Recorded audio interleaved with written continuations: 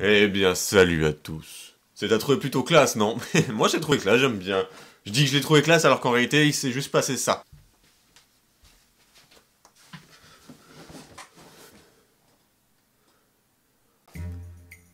Ouais, je sais, en vrai, c'est pas génial. Ouais, tu vois, j'imagine, je me dis en post-prod, je peux faire ça, ça peut être sympa, ça rentrait bien, ça irait bien dans le thème, tout ça, tout ça. Bon, euh, on se retrouve pour un thread d'horreur, ça fait longtemps. Et je me suis dit, bah, je vais tenter un truc où je fais une voix bien grave, bien inquiétante, voyez-vous. Et Monsieur Courant a un chapeau. Je sais pas, je me suis dit que ça lui irait bien. Un petit chapeau. Moi, ça me va, mais sans plus, tu vois, alors que Monsieur Koro, ça lui va super bien. Hein, mon grand. Oh, je crois il aime pas. Bon, voilà, ça fait longtemps, je me suis dit, allez, ça peut être amusant. Je n'ai absolument pas écrit de texte ou quoi que ce soit. Vraiment, je suis sur l'ordi et me dire, vas-y, bah, j'en mets un au hasard comme ça, je sais pas ce que ça va donner. Mais on va tenter.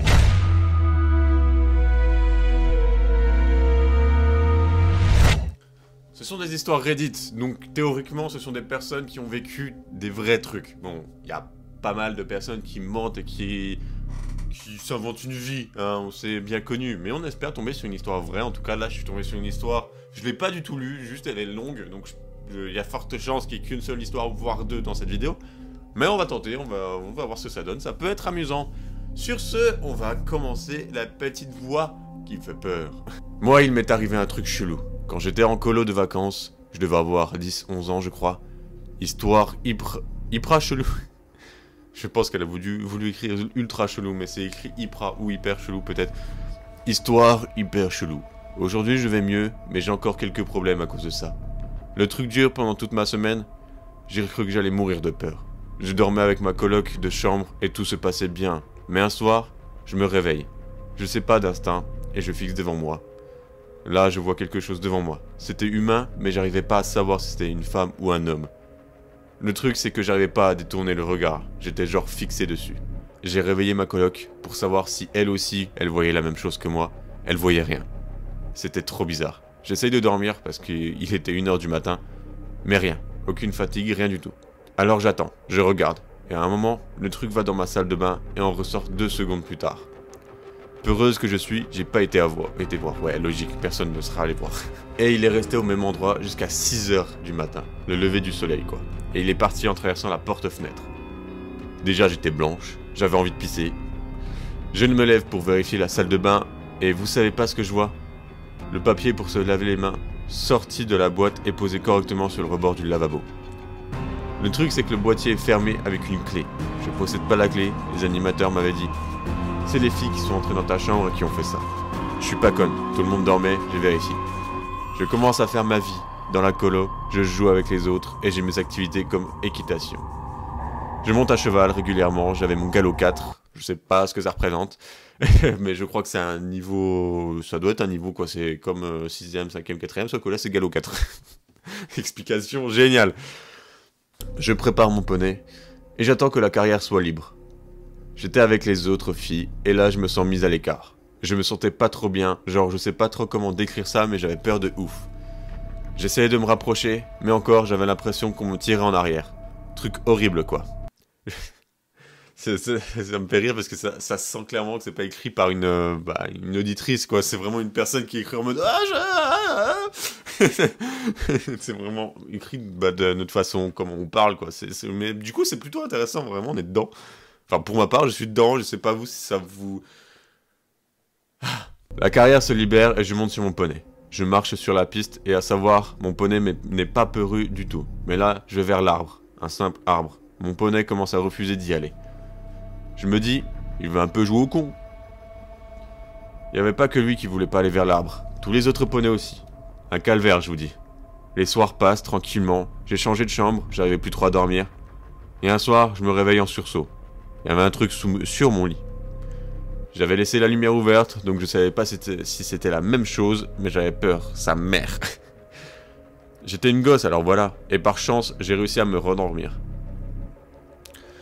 C'est la fin de la pire histoire de ma vie, on peut dire que c'est de l'horreur, mais comme je vous disais, j'ai eu des séquelles de ça.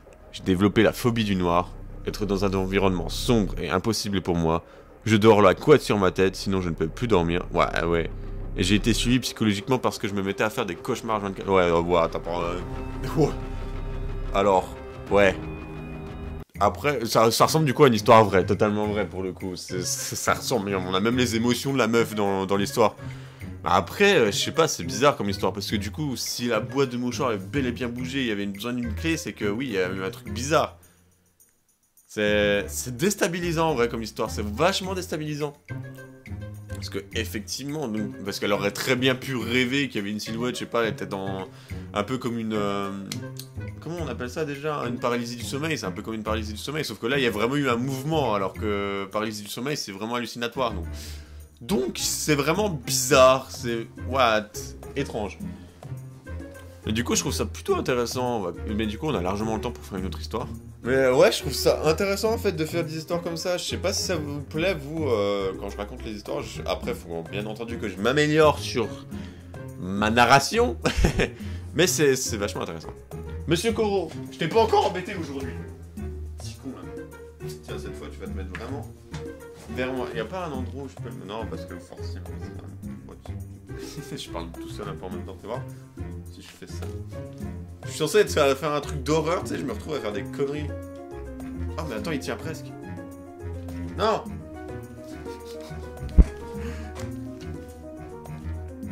Oh! Oh! Ok. Non! Je suis même pas sûr que vous le voyez parce que du coup, il est haut, non? Vous voyez peut-être sa tête un peu coupée. Ok, nice. Ça tient. Ok, à la recherche d'une autre histoire. Ouais, celle-là, elle est encore plus longue. Ok, allez, c'est parti. Attends, ok, tu tiens. Non. Bon, ok, c'est bon, j'arrête mes conneries. Voilà ce que j'en pense de tes conneries, monsieur Koro.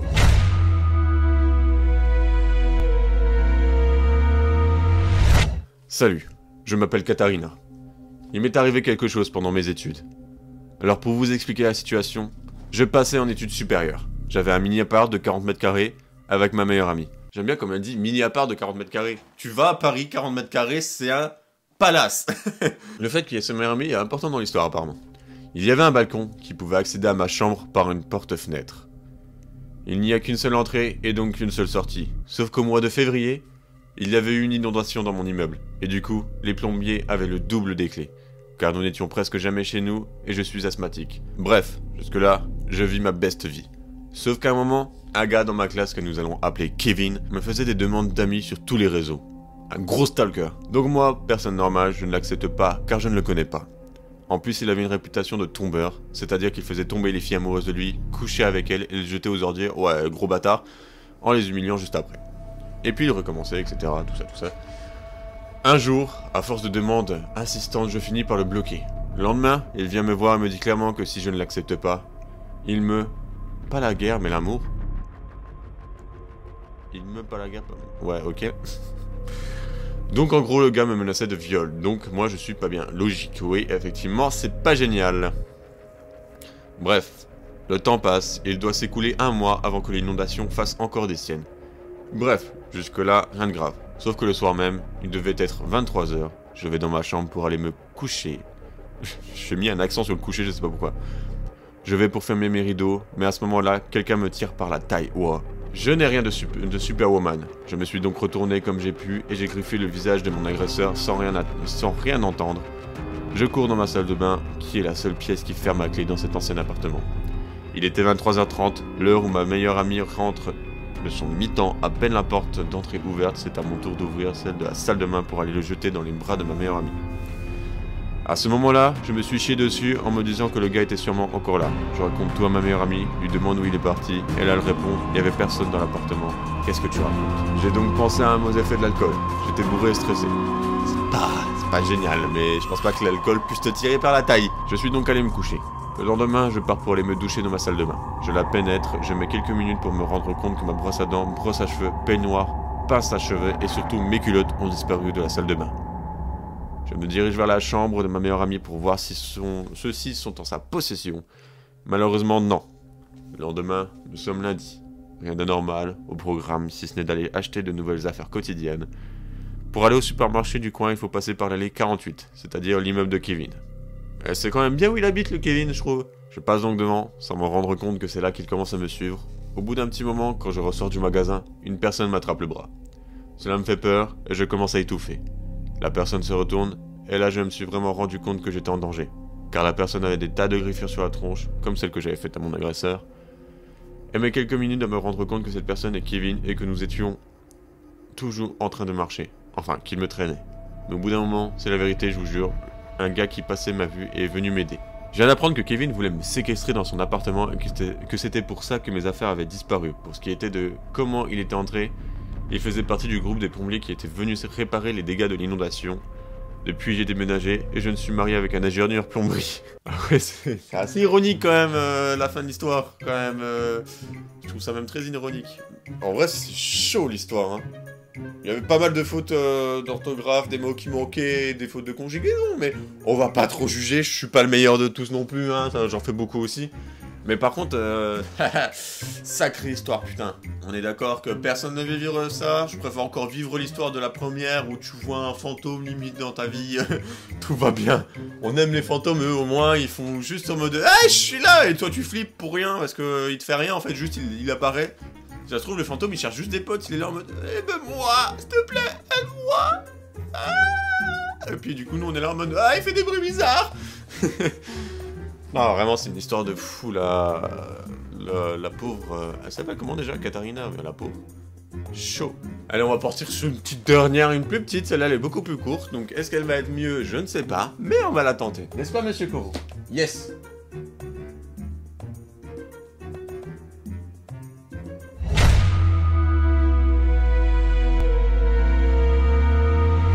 Je m'appelle Emma. Et quand j'ai vécu cette histoire, j'étais en CE2.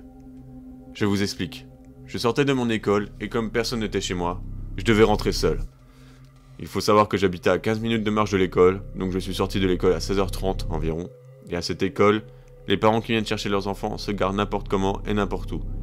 Donc, ce jour-là, je sors de l'école et je vois un mec dans sa voiture en plein milieu de mon passage. Je continue, pensant qu'il va se dévaler et me laisser passer. Il se penche et sort la tête de la fenêtre. Il me dit sur un ton très calme « Viens, je te ramène chez toi ». En plus, j'ai plein de bonbons. Toujours prévenir, franchement, non, sérieusement, toujours dire à ses enfants, si quelqu'un te propose des bonbons, faut pas y aller. Moi, à l'heure d'aujourd'hui, en tant qu'adulte, on me propose des bonbons, j'y vais. Mais... mais non, faut toujours prévenir les enfants de si quelqu'un te propose des bonbons et que tu le connais pas, surtout, n'y va pas. Et malheureusement, il y en a encore certains qui... ça marche encore pour certaines personnes, c'est vraiment triste. Je suis parti sur un truc triste là. Bref, bah voilà. Et si ma mère ne m'avait jamais dit ne monte pas dans la voiture d'un inconnu, etc., bah j'y serais allé. Je suis parti en courant et il a démarré sa voiture. J'ai tapé le sprite de ma vie, c'est plutôt le sprint, c'est peut-être un correcteur d'orthographe là pour coup. J'ai tapé le sprint de ma vie et je lui ai écrit dans mon dernier espoir. Mon père est policier et il possède deux Doberman. Il s'est arrêté et j'ai continué de courir jusqu'à chez moi. J'en ai jamais parlé à mes parents ni à qui que ce soit, à part ma meilleure amie et mon copain. J'ai voulu le partager dans le but... Ouais, ok. Dans le but de mettre en garde les enfants à qui ça arrive. C'est une sacrée histoire aussi. Ouais, c'est des choses qui arrivent encore énormément de nos jours. C'est vraiment triste en fait, les threads d'horreur. Je pensais partir sur des trucs paranormaux et tout, des trucs chauds, en mode wouah. Et là, on part sur des trucs qui sont totalement... qui arrivent encore beaucoup trop souvent, bordel. Les gens sont des fous alliés. C'est tout ce que j'ai à dire, les gens sont tarés. Ils ont tous des problèmes psychologiques dans leur tête. Par exemple, moi j'aime marcher sur des punaises. Et pas l'animal. Genre le truc qui te plante le pied. Non, pas du tout, j'aime pas ça, ça fait mal. Je dis ça parce qu'en fait j'ai vu une punaise juste là. Je sais pas pourquoi j'ai des punaises sur mon bureau moi. J'espère que du coup ces threads d'horreur vous ont plu. J'ai pas du tout le même style. Enfin j'ai pas l'impression d'avoir le même style de raconter les threads d'horreur de ce que les youtubeurs habituels on va j'ai envie de dire. J'essaie de faire avec une voix, vu que j'ai une voix grave, une voix de narrateur, j'essaie de faire avec la voix de narrateur, voir ce que ça donne. C'est un essai tout simplement. Et voir ce que ça donne du coup, et en espérant que ça rentre bien. Et du coup, si ça vous plaît, bah, on en refera, ça sera avec grand plaisir, c'est plutôt intéressant. Après, faut peut-être, je pense que ce qui rendrait mieux, c'est que je lise les textes à l'avance, que je les apprenne et je les récite directement en vous regardant dans les yeux de la caméra. Parce que là, du coup, j'étais sur l'ordi, je lisais, c'était totalement un essai à l'arrache. Je m'en suis battu les couilles. Mais bref, sur ce, j'espère que la vidéo vous aura plu. Je vous invite à liker, à partager, à vous abonner. Vous connaissez. Et sur ce, je vous dis portez-vous bien. Et bisous sur la petite miche. Et bien moelleuse. Kakashi!